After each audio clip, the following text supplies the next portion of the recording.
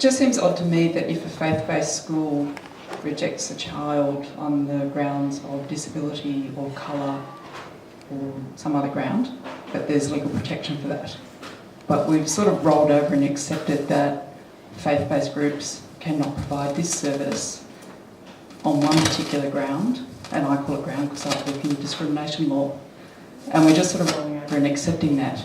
And I just find that difference in approach quite problematic, and sort of the discourse around it has just been that notion of acceptance. And I think if priests were refusing to marry people on the grounds of age difference or race, we would be up in arms about it. But for some reason, this is okay, and I really find that problematic. I realise it was a comment, but it looks like you want to comment. I just want to let you in on a secret. Actually, for a lot of faith-based schools and the one I've met in the Anglican Church and certainly in the Catholic tradition, so I can't speak for all churches, some of the LGBTQI students find these communities to be extraordinarily accepting of them and their parents. It's not all, by any means, but there are much more of these schools than we actually realise. It's not necessarily something they announce through putting up signs everywhere, because they do work in the parent body's not all of one mind. But there are a range of schools that are very supportive. And certainly as the legislation moves, one of the challenges is what are the boundaries around this thing called religious freedom? It's fine for me as a minister to get exemptions, but for schools, should they have them? Aged care facilities don't have these exemptions. And so that conversation will need to unfold. And I guess that's part of the point I'm making, that in these other areas we say, no, that's not okay. But in this one particular area, there seems to be this acceptance that it's too difficult a conversation. Yeah, it is something that's being avoided. But as I speak to principals and chaplains in a whole range of these schools, they will actually say very positively that they are an accepting school, and students find them to be accepting schools too, even though the hierarchy might have a different view. But it is an ongoing problem, you're right.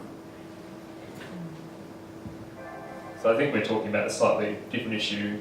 Rather than talking about discrimination, Federal Marriage Act, you're sort of talking about discrimination, particularly under state law and anti-discrimination law in the ACT in relation to schools. And I think that's probably a conversation we do need to have, because ultimately these are institutions that are funded by government, and government has leaders, and the boundaries of what's acceptable, I think, does need to be evaluated. If we are talking about exclusion of children with disability, that's a real problem. I'd be surprised if that's legal currently.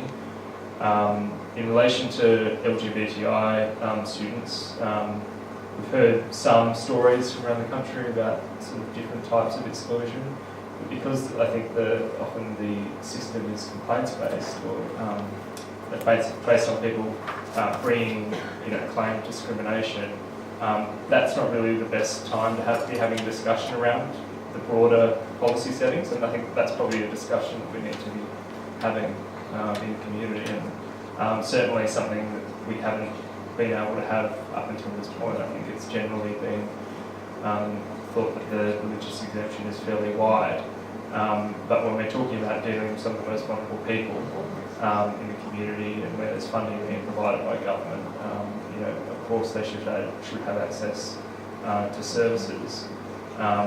It does occur to me that in some circumstances, why would you want to be in some particular institutions if you know that you're going to be discriminated against? But that shouldn't preclude us from having a conversation about it. And I do corroborate the comments. There are, particularly in the ACT, some really good schools who are very supportive, particularly LGBTI students, and a couple that are actually members of the Safe Schools Coalition. There's a couple that aren't members of the Safe Schools Coalition, but still use the resources, but in a more less public way because they want to support their schools to be inclusive, and at the end of the day, really every school should be an inclusive place for students to learn, and that should be fundamental, but definitely worth the conversation. Thank you for your comment. I mean, you're particularly qualified to speak about these issues. The idea of states and territories and the federal government and the allocation of legal power between them, this idea of cooperative federalism is something that is an ongoing issue. The creation of carving of exemptions for religious communities, I think, might offend the sensibilities of the majority community, but perhaps for smaller religious groups this might be a concession that the larger community might be willing to make.